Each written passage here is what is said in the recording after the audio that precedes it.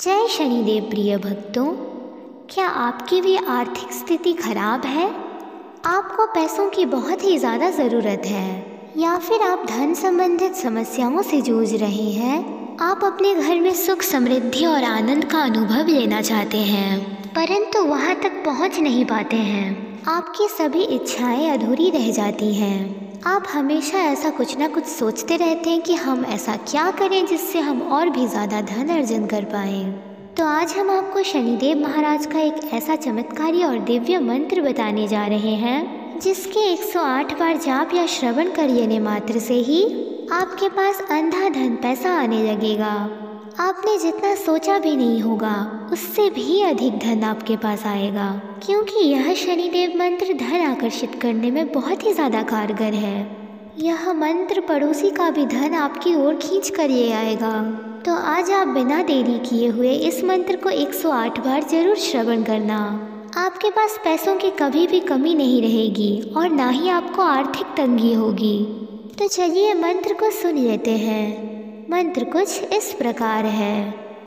नीलांजन समाभासं रविपुत्रं यमाग्रजं छायामार्तण्ड सम्भूतं तं नमामि शनैश्चरम्।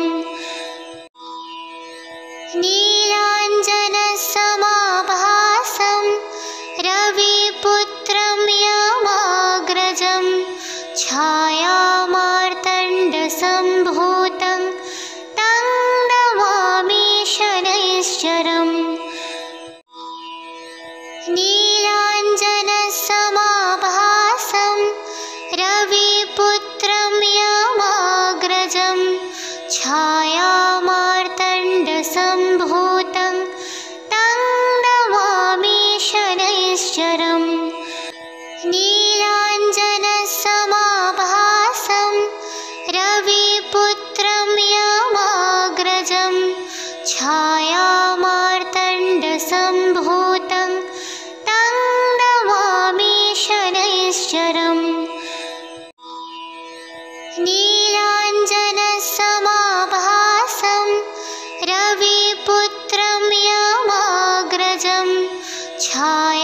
छायामार्तण्ड सम्भूतं तं नमामि शनैश्चरम्। नीलांजन समाभासं रविपुत्रं यमाग्रजं छायामार्तण्ड सम्भूतं तं नमामि शनैश्चरम्। नीलांजन समाभासं रविपुत्रं यमाग्रजं छायामार्तण्ड सम्भूतं तं नमामि शनैश्चरम्। नीलांजन समाभासं रविपुत्रं यमाग्रजं छायामार्तण्ड सम्भूतं तं नमामि शनैश्चरम्। नीलांजन समाभासं रविपुत्रं यमाग्रजं छायामार्तण्ड सम्भूतं तं नमामि शनैश्चरम्। नीलांजन समाभासं रविपुत्रं यमाग्रजं छायामार्तण्ड सम्भूतं तं नमामि शनैश्चरम्। नीलांजन समाभासं रविपुत्रं यमाग्रजं छायामार्तण्ड सम्भूतं तं नमामि शनैश्चरम्। नीलांजन समाभासं रविपुत्रं यमाग्रजं छायामार्तण्ड सम्भूतं तं नमामि शनैश्चरम्। नीलांजन समाभासं रविपुत्रं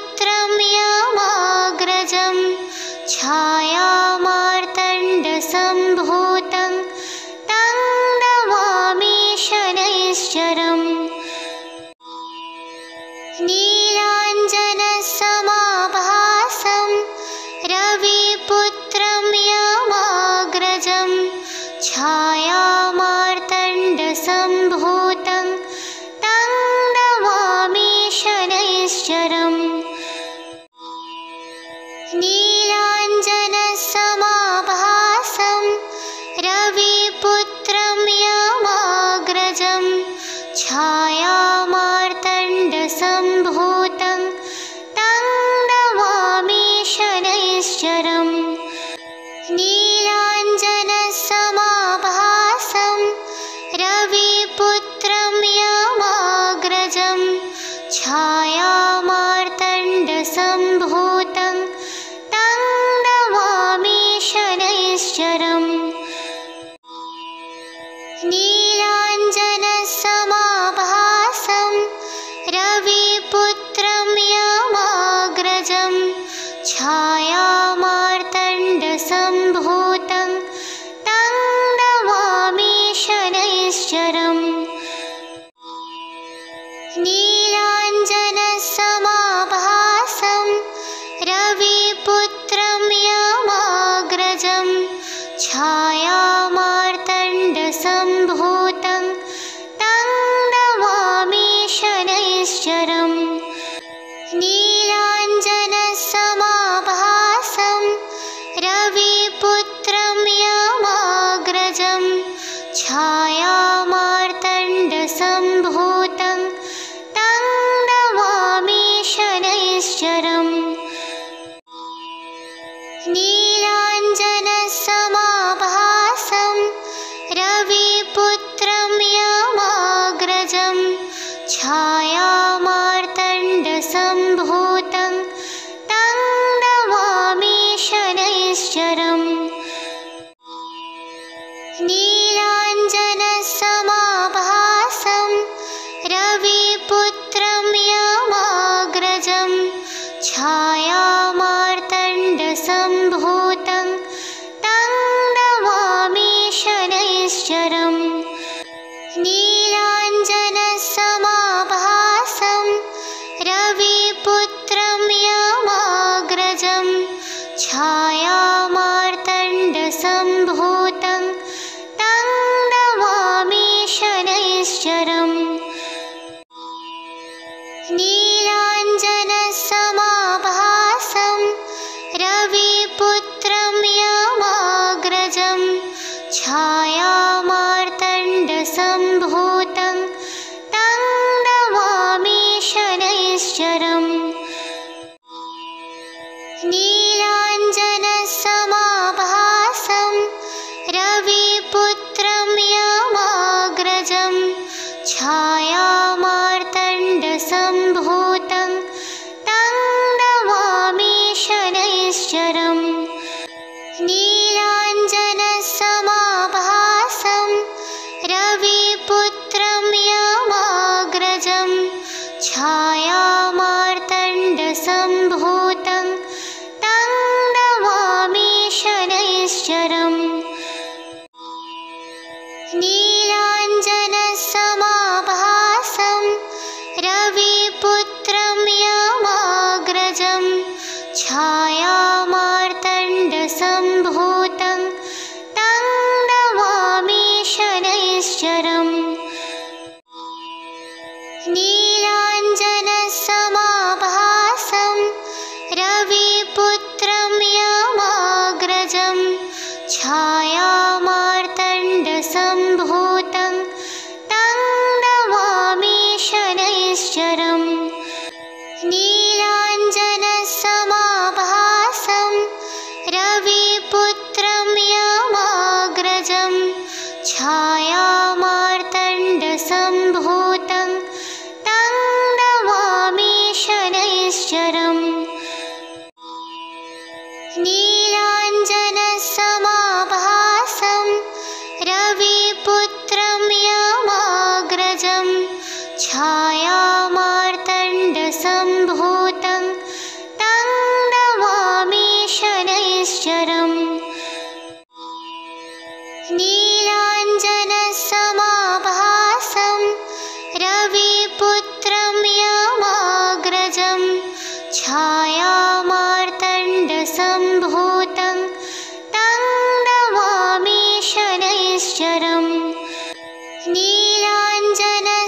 नीलाञ्जनसमाभासं रविपुत्रं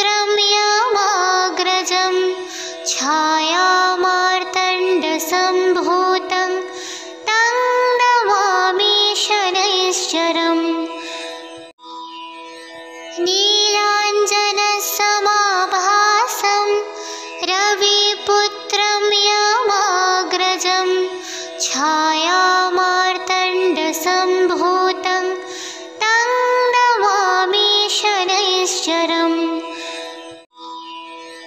नीलाञ्जनसमाभासं रविपुत्रं यमाग्रजं छायामार्तण्डसम्भूतं तं नमामि शनैश्चरम्।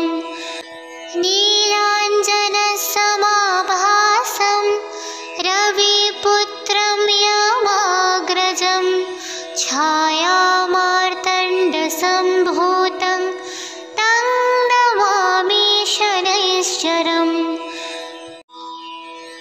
नीलाञ्जनसमाभासं रविपुत्रं यमाग्रजं छायामार्तण्डसम्भूतं तं नमामि शनैश्चरम्। नीलाञ्जनसमाभासं रविपुत्रं यमाग्रजं छायामार्तण्डसम्भूतं तं नमामि शनैश्चरम्।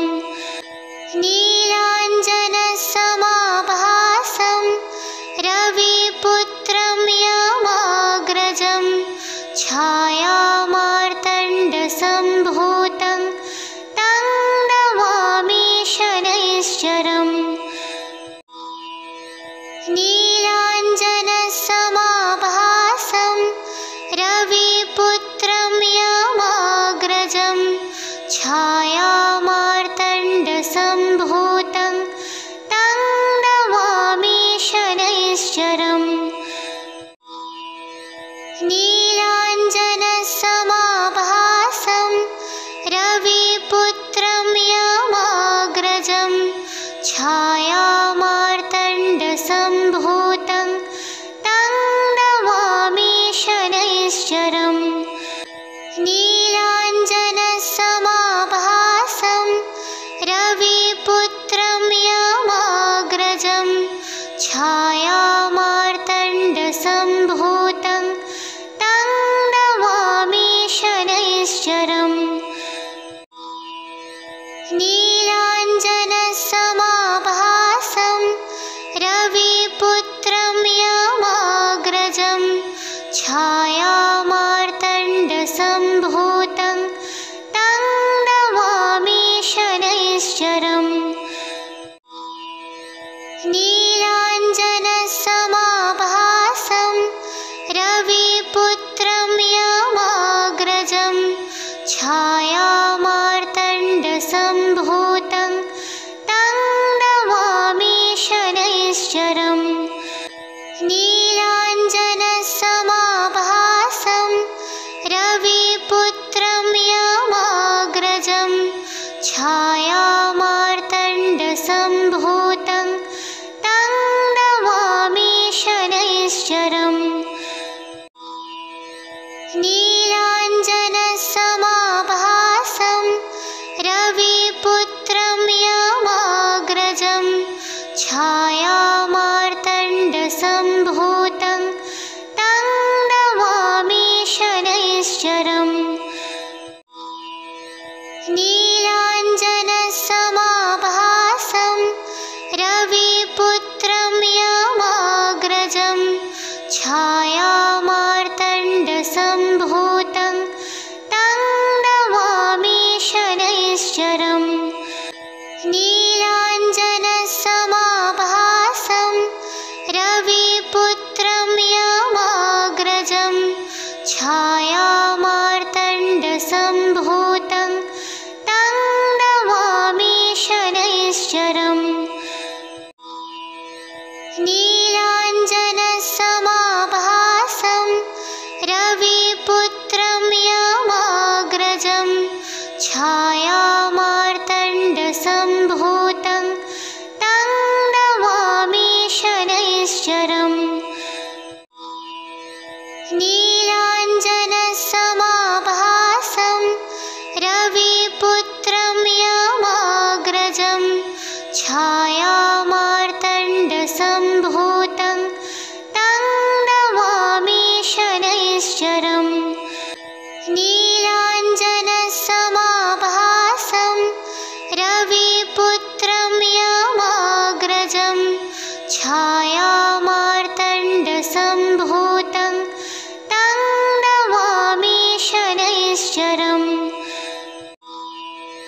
नीलाञ्जनसमाभासं रविपुत्रं यमाग्रजं छायामार्तण्डसम्भूतं तं नमामि शनैश्चरम्।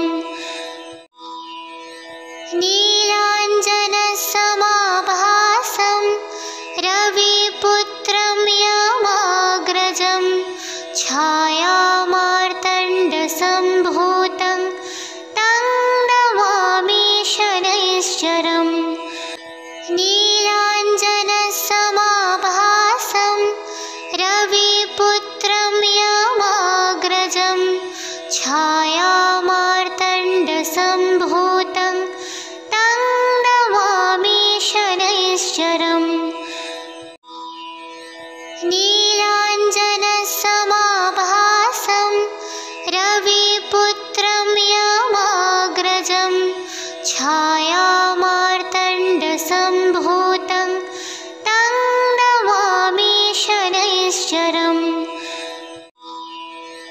नीलाञ्जनसमाभासं रविपुत्रं यमाग्रजं छायामार्तण्डसम्भूतं तं नमामि शनैश्चरम्।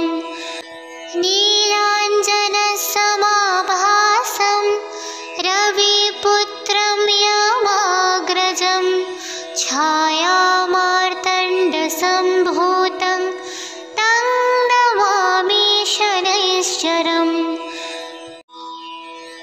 नीलाञ्जनसमाभासं रविपुत्रं यमाग्रजं छायामार्तण्डसम्भूतं तं नमामि शनैश्चरम्। नीलाञ्जनसमाभासं रविपुत्रं यमाग्रजं छायामार्तण्डसम्भूतं तं नमामि शनैश्चरम्।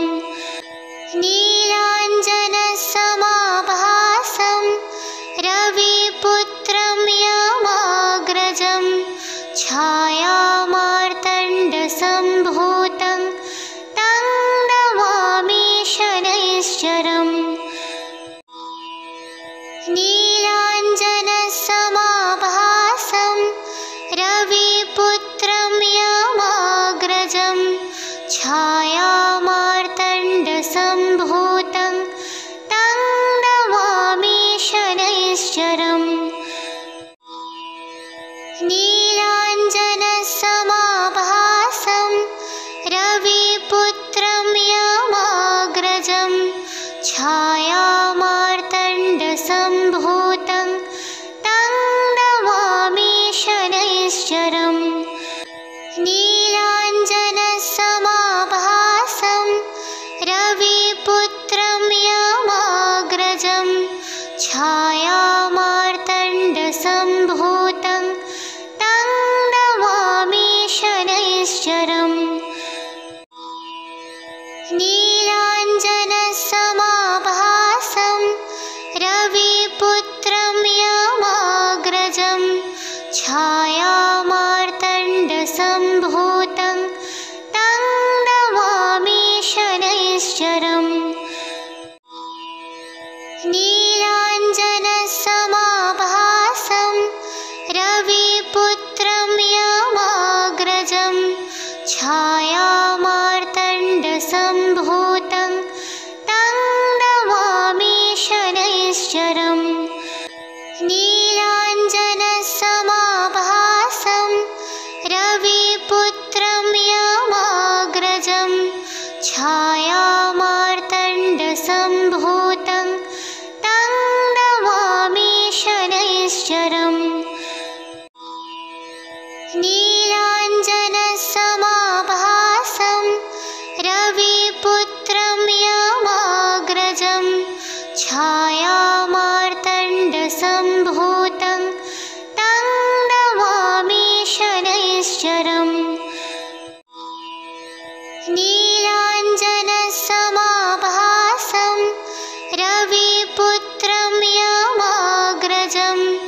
छायामार्तण्डसम्भूतं तं नमामि शनैश्चरम् नीलाञ्जनसमाभासं रविपुत्रं यमाग्रजं छायामार्तण्डसम्भूतं तं नमामि शनैश्चरम् नीलाञ्जनसमाभासं रविपुत्रं यमाग्रजं छायामार्तण्डसम्भूतं तं नमामि शनैश्चरम् नीलाञ्जनसमाभासं रविपुत्रं यमाग्रजं छायामार्तण्डसम्भूतं तं नमामि शनैश्चरम् नीलाञ्जनसमाभासं रविपुत्रं यमाग्रजं छायामार्तण्डसम्भूतं तं नमामि शनैश्चरम् नीलाञ्जनसमाभासं रविपुत्रं यमाग्रजं छायामार्तण्डसम्भूतं तं नमामि शनैश्चरम् नीलाञ्जनसमाभासं रविपुत्रं यमाग्रजं छायामार्तण्डसम्भूतं तं नमामि शनैश्चरम् नीलाञ्जनसमाभासं रविपुत्रं यमाग्रजं छायामार्तण्डसम्भूतं तं नमामि शनैश्चरम् नीलाञ्जनसमाभासं रविपुत्रं यमाग्रजं छायामार्तण्डसम्भूतं तं नमामि शनैश्चरम् नीलाञ्जनसमाभासं रविपुत्रं यमाग्रजं छायामार्तण्डसम्भूतं तं नमामि शनैश्चरम् नीलाञ्जनसमाभासं रविपुत्रं यमाग्रजं छायामार्तण्डसम्भूतं तं नमामि शनैश्चरम् नीलाञ्जनसमाभासं रविपुत्रं यमाग्रजं छायामार्तण्डसम्भूतं तं नमामि शनैश्चरम् नीलाञ्जनसमाभासं रविपुत्रं यमाग्रजं छायामार्तण्डसम्भूतं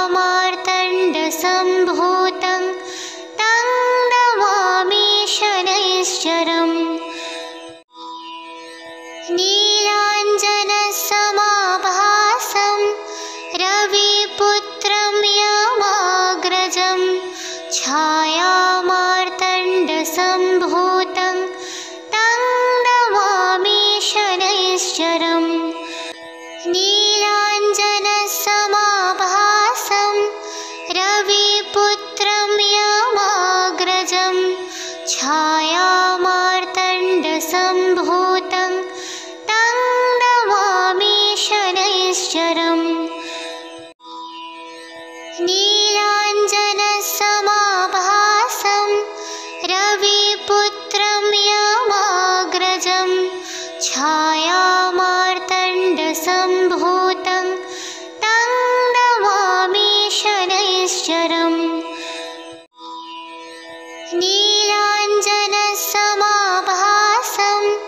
रविपुत्रं यमाग्रजं छायामार्तण्डसम्भूतं तं नमामि शनैश्चरम्।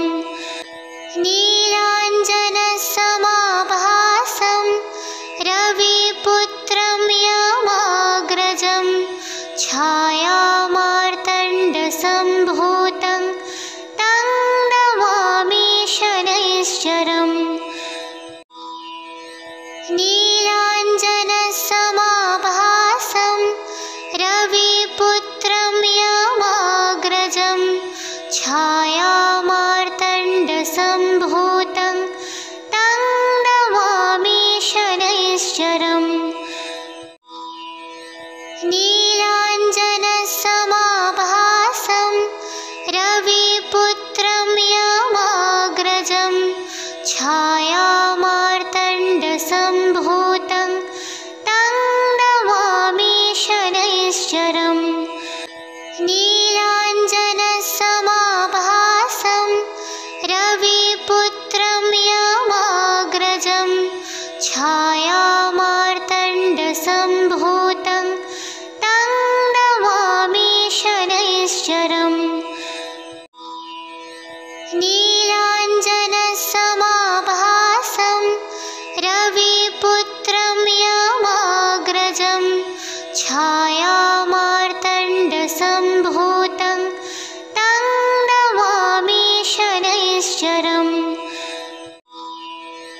नीलाञ्जनसमाभासं रविपुत्रं यमाग्रजं छायामार्तण्डसम्भूतं तं नमामि शनैश्चरम्।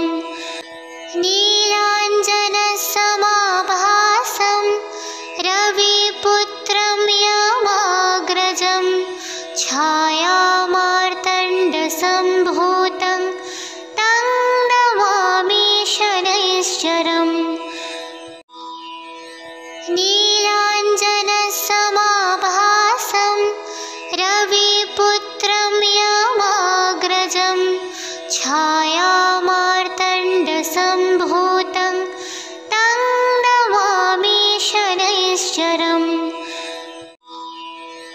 नीलाञ्जनसमाभासं रविपुत्रं यमाग्रजं छायामार्तण्डसम्भूतं तं नमामि शनैश्चरम्। नीलाञ्जनसमाभासं रविपुत्रं यमाग्रजं छायामार्तण्डसम्भूतं तं नमामि शनैश्चरम्। नीलाञ्जनसमाभासं रविपुत्रं यमाग्रजं छायामार्तण्डसम्भूतं तं नमामि शनैश्चरम्। नीलाञ्जनसमाभासं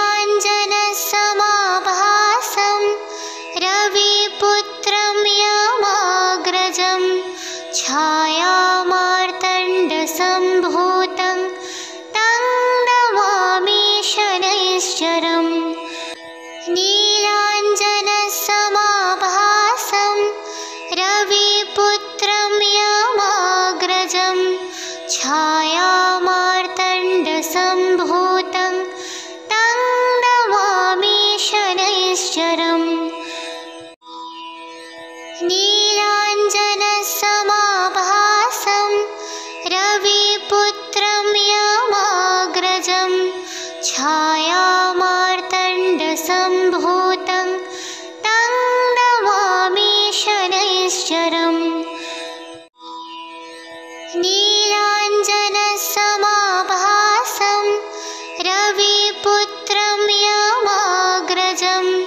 छायामार्तण्डसम्भूतं तं नमामि शनैश्चरम् नीलाञ्जनसमाभासं रविपुत्रं यमाग्रजं छायामार्तण्डसम्भूतं तं नमामि शनैश्चरम् नीलाञ्जनसमाभासं रविपुत्रं यमाग्रजं छायामार्तण्डसम्भूतं तं नमामि शनैश्चरम् नीलाञ्जनसमाभासं रविपुत्रं यमाग्रजं छायामार्तण्डसम्भूतं तं नमामि शनैश्चरम् नीलाञ्जनसमाभासं रविपुत्रं यमाग्रजं छायामार्तण्डसम्भूतं तं नमामि शनैश्चरम् नीलाञ्जनसमाभासं रविपुत्रं यमाग्रजं छायामार्तण्डसम्भूतं तं नमामि शनैश्चरम् नीलाञ्जनसमाभासं रविपुत्रं यमाग्रजं छायामार्तण्डसम्भूतं तं नमामि शनैश्चरम् नीलाञ्जनसमाभासं रविपुत्रं यमाग्रजं छायामार्तण्डसम्भूतं तं नमामि शनैश्चरम् नीलाञ्जनसमाभासं रविपुत्रं यमाग्रजं छायामार्तण्डसम्भूतं तं नमामि शनैश्चरम् नीलाञ्जनसमाभासं रविपुत्रं यमाग्रजं छायामार्तण्डसम्भूतं तं नमामि शनैश्चरम् नीलाञ्जनसमाभासं रविपुत्रं यमाग्रजं छायामार्तण्डसम्भूतं तं नमामि शनैश्चरम् नीलाञ्जनसमाभासं रविपुत्रं यमाग्रजं छायामार्तण्डसम्भूतं तं नमामि शनैश्चरम् नीलाञ्जनसमाभासं रविपुत्रं यमाग्रजं छायामार्तण्डसम्भूतं तं नमामि शनैश्चरम् नीलाञ्जनसमाभासं रविपुत्रं यमाग्रजं छायामार्तण्डसम्भूतं तं नमामि शनैश्चरम्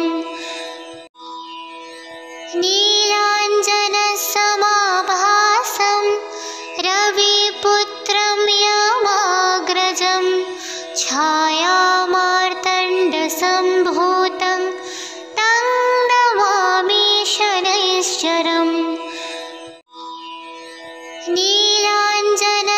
नीलाञ्जनसमाभासं रविपुत्रं यमाग्रजं छायामार्तण्डसम्भूतं तं नमामि शनैश्चरम् नीलाञ्जनसमाभासं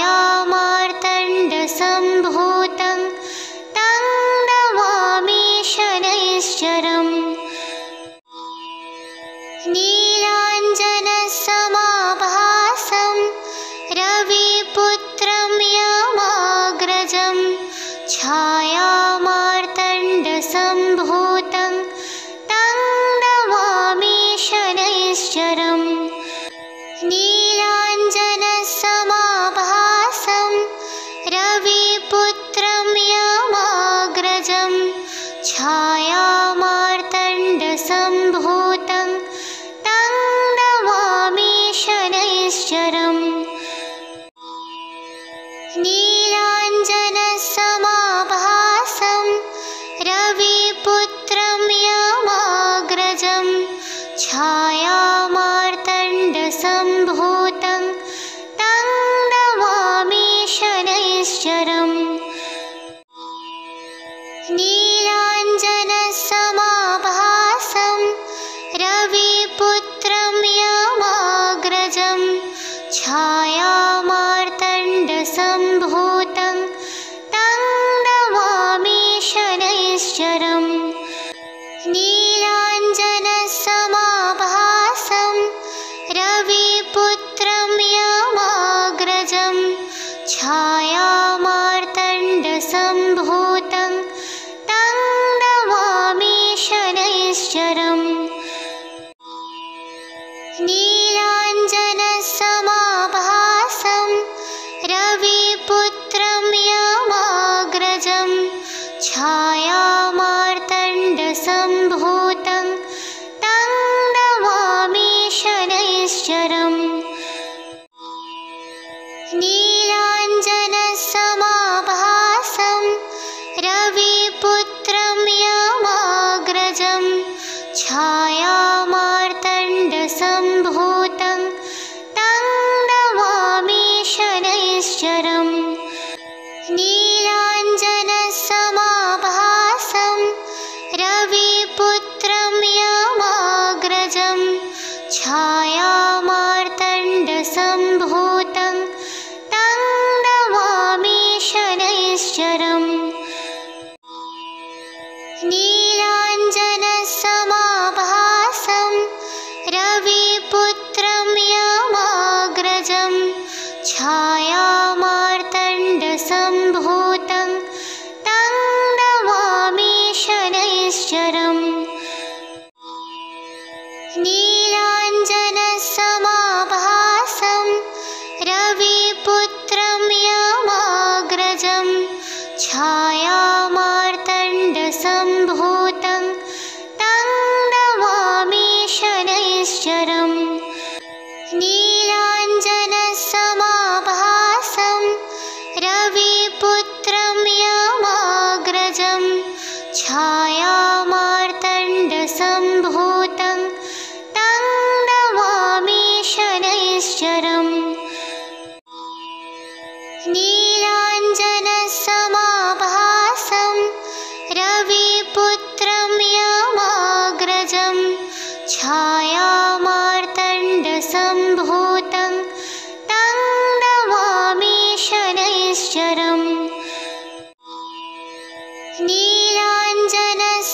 नीलाञ्जनसमाभासं रविपुत्रं यमाग्रजं छायामार्तण्डसम्भूतं तं नमामि शनैश्चरम् नीलाञ्जनसमाभासं रविपुत्रं यमाग्रजं छायामार्तण्डसम्भूतं तं नमामि शनैश्चरम् नीलाञ्जनसमाभासं रविपुत्रं यमाग्रजं छायामार्तण्डसम्भूतं तं नमामि शनैश्चरम् नीलाञ्जनसमाभासं रविपुत्रं यमाग्रजं छायामार्तण्डसम्भूतं तं नमामि शनैश्चरम् नीलाञ्जनसमाभासं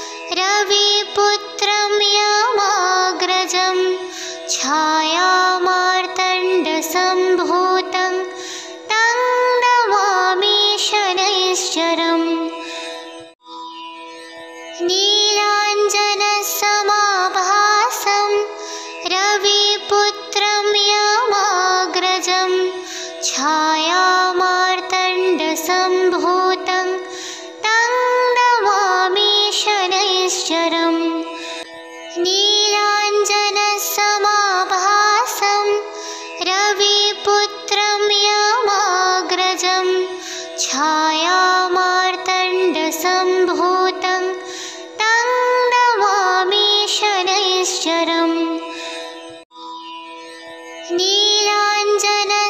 नीलाञ्जनसमाभासं रविपुत्रं यमाग्रजं छायामार्तण्डसम्भूतं तं नमामि शनैश्चरम् नीलाञ्जनसमाभासं रविपुत्रं यमाग्रजं छायामार्तण्डसम्भूतं तं नमामि शनैश्चरम् नीलाञ्जनसमाभासं रविपुत्रं यमाग्रजं छायामार्तण्डसम्भूतं तं नमामि शनैश्चरम् नीलाञ्जनसमाभासं रविपुत्रं यमाग्रजं छायामार्तण्डसम्भूतं तं नमामि शनैश्चरम् नीलाञ्जनसमाभासं रविपुत्रं यमाग्रजं छायामार्तण्डसम्भूतं तं नमामि शनैश्चरम् नीलाञ्जनसमाभासं रविपुत्रं यमाग्रजं छायामार्तण्डसम्भूतं तं नमामि शनैश्चरम् नीलाञ्जनसमाभासं रविपुत्रं यमाग्रजं छायामार्तण्डसम्भूतं तं नमामि शनैश्चरम् नीलाञ्जनसमाभासं रविपुत्रं यमाग्रजं छायामार्तण्डसम्भूतं तं नमामि शनैश्चरम् नीलाञ्जनसमाभासं रविपुत्रं यमाग्रजं छायामार्तण्डसम्भूतं तं नमामि शनैश्चरम् नीलाञ्जनसमाभासं रविपुत्रं यमाग्रजं छायामार्तण्डसम्भूतं तं नमामि शनैश्चरम्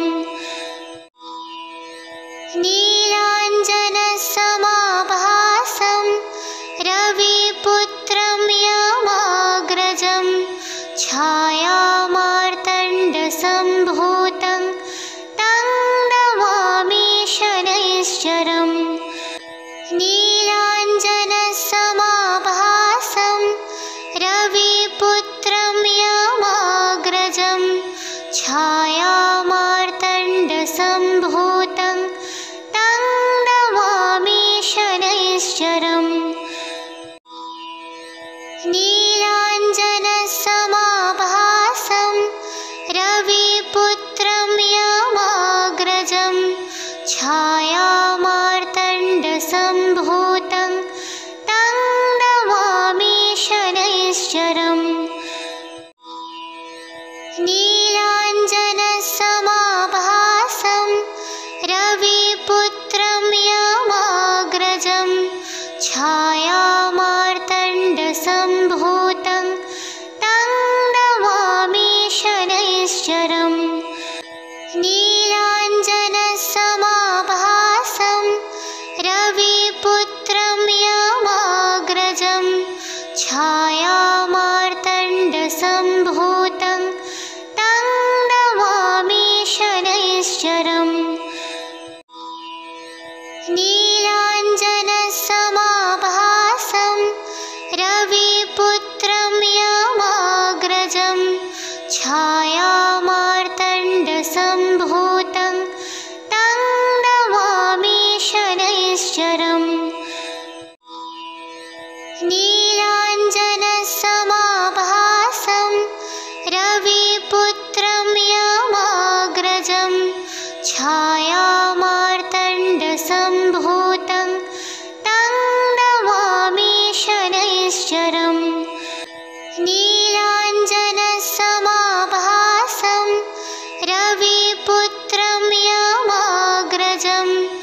छायामार्तण्डसम्भूतं तं नमामि शनैश्चरम् नीलाञ्जनसमाभासं रविपुत्रं यमाग्रजं छायामार्तण्डसम्भूतं तं नमामि शनैश्चरम् नीलाञ्जनसमाभासं रविपुत्रं यमाग्रजं छायामार्तण्डसम्भूतं तं नमामि शनैश्चरम् नीलाञ्जनसमाभासं रविपुत्रं यमाग्रजं छायामार्तण्डसम्भूतं तं नमामि शनैश्चरम् नीलाञ्जनसमाभासं रविपुत्रं यमाग्रजं छायामार्तण्डसम्भूतं तं नमामि शनैश्चरम् नीलाञ्जनसमाभासं रविपुत्रं यमाग्रजं छायामार्तण्डसम्भूतं तं नमामि शनैश्चरम् नीलाञ्जनसमाभासं रविपुत्रं यमाग्रजं छायामार्तण्डसम्भूतं तं नमामि शनैश्चरम् नीलाञ्जनसमाभासं रविपुत्रं यमाग्रजं छायामार्तण्डसम्भूतं तं नमामि शनैश्चरम् नीलाञ्जनसमाभासं रविपुत्रं यमाग्रजं छायामार्तण्डसम्भूतं तं नमामि शनैश्चरम् नीलाञ्जनसमाभासं रविपुत्रं यमाग्रजं छायामार्तण्डसम्भूतं तं नमामि शनैश्चरम् नीलाञ्जनसमाभासं रविपुत्रं यमाग्रजं छायामार्तण्डसम्भूतं तं नमामि शनैश्चरम् नीलाञ्जनसमाभासं रविपुत्रं यमाग्रजं छायामार्तण्डसम्भूतं तं नमामि शनैश्चरम् नीलाञ्जनसमाभासं रविपुत्रं यमाग्रजं छायामार्तण्डसम्भूतं तं नमामि शनैश्चरम् नीलाञ्जनसमाभासं रविपुत्रं यमाग्रजं छायामार्तण्डसम्भूतं तं नमामि शनैश्चरम् नीलाञ्जनसमाभासं रविपुत्रं यमाग्रजं छायामार्तण्डसम्भूतं तं नमामि शनैश्चरम् नीलाञ्जनसमाभासं रविपुत्रं यमाग्रजं छायामार्तण्डसम्भूतं तं नमामि शनैश्चरम् नीलाञ्जनसमाभासं रविपुत्रं यमाग्रजं छायामार्तण्डसम्भूतं तं नमामि शनैश्चरम् शनैश्चरम्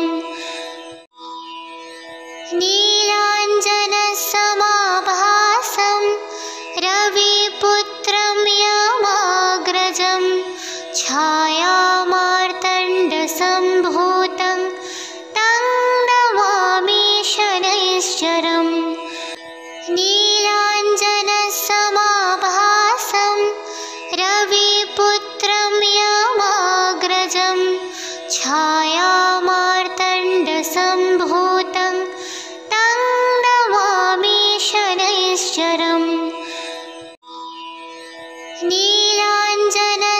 नीलाञ्जनसमाभासं रविपुत्रं यमाग्रजं छायामार्तण्डसम्भूतं तं नमामि शनैश्चरम् नीलाञ्जनसमाभासं रविपुत्रं यमाग्रजं छायामार्तण्डसम्भूतं तं नमामि शनैश्चरम् नीलाञ्जनसमाभासं रविपुत्रं यमाग्रजं छायामार्तण्डसम्भूतं तं नमामि शनैश्चरम् नीलाञ्जनसमाभासं रविपुत्रं यमाग्रजं छायामार्तण्डसम्भूतं तं नमामि शनैश्चरम् नीलाञ्जनसमाभासं रविपुत्रं यमाग्रजं छायामार्तण्डसम्भूतं तं नमामि शनैश्चरम् नीलाञ्जनसमाभासं रविपुत्रं यमाग्रजं छायामार्तण्डसम्भूतं तं नमामि शनैश्चरम् नीलाञ्जनसमाभासं रविपुत्रं यमाग्रजं छायामार्तण्डसम्भूतं तं नमामि शनैश्चरम् नीलाञ्जनसमाभासं रविपुत्रं यमाग्रजं छायामार्तण्डसम्भूतं तं नमामि शनैश्चरम् नीलाञ्जनसमाभासं रविपुत्रं यमाग्रजं छायामार्तण्डसम्भूतं तं नमामि शनैश्चरम् नीलाञ्जनसमाभासं रविपुत्रं यमाग्रजं छायामार्तण्डसम्भूतं तं नमामि शनैश्चरम् नीलाञ्जनसमाभासं रविपुत्रं यमाग्रजं छायामार्तण्डसम्भूतं तं नमामि शनैश्चरम् नीलाञ्जनसमाभासं रविपुत्रं यमाग्रजं छायामार्तण्डसम्भूतं तं नमामि शनैश्चरम् नीलाञ्जनसमाभासं रविपुत्रं यमाग्रजं छायामार्तण्डसम्भूतं तं नमामि शनैश्चरम् नीलाञ्जनसमाभासं रविपुत्रं यमाग्रजं छायामार्तण्डसम्भूतं तं नमामि शनैश्चरम् नीलाञ्जनसमाभासं रविपुत्रं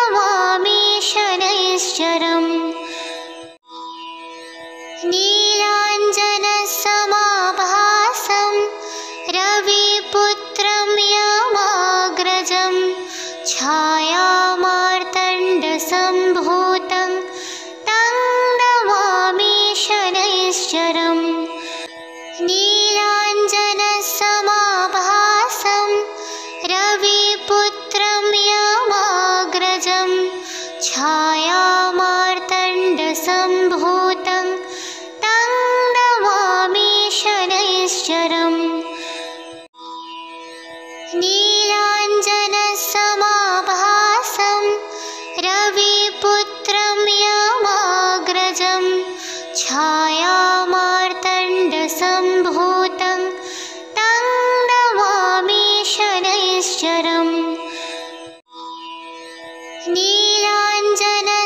नीलाञ्जनसमाभासं रविपुत्रं यमाग्रजं छायामार्तण्डसम्भूतं तं नमामि शनैश्चरम् नीलाञ्जनसमाभासं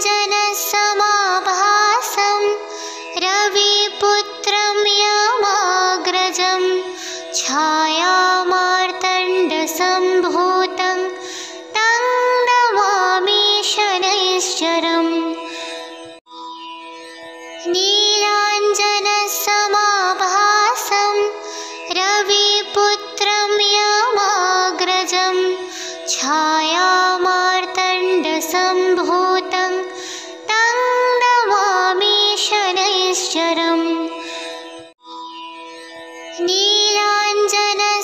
नीलाञ्जनसमाभासं रविपुत्रं यमाग्रजं छायामार्तण्डसम्भूतं तं नमामि शनैश्चरम् नीलाञ्जनसमाभासं रविपुत्रं यमाग्रजं छायामार्तण्डसम्भूतं तं नमामि शनैश्चरम् नीलाञ्जनसमाभासं रविपुत्रं यमाग्रजं छायामार्तण्डसम्भूतं तं नमामि शनैश्चरम् नीलाञ्जनसमाभासं रविपुत्रं यमाग्रजं छायामार्तण्डसम्भूतं तं नमामि शनैश्चरम् नीलाञ्जनसमाभासं रविपुत्रं यमाग्रजं छायामार्तण्डसम्भूतं तं नमामि शनैश्चरम् नीलाञ्जनसमाभासं रविपुत्रं यमाग्रजं छायामार्तण्डसम्भूतं तं नमामि शनैश्चरम् नीलाञ्जनसमाभासं रविपुत्रं यमाग्रजं छायामार्तण्डसम्भूतं तं नमामि शनैश्चरम् नीलाञ्जनसमाभासं रविपुत्रं यमाग्रजं छायामार्तण्डसम्भूतं तं नमामि शनैश्चरम् नीलाञ्जनसमाभासं रविपुत्रं यमाग्रजं छायामार्तण्डसम्भूतं तं नमामि शनैश्चरम् नीलाञ्जनसमाभासं रविपुत्रं यमाग्रजं छायामार्तण्डसम्भूतं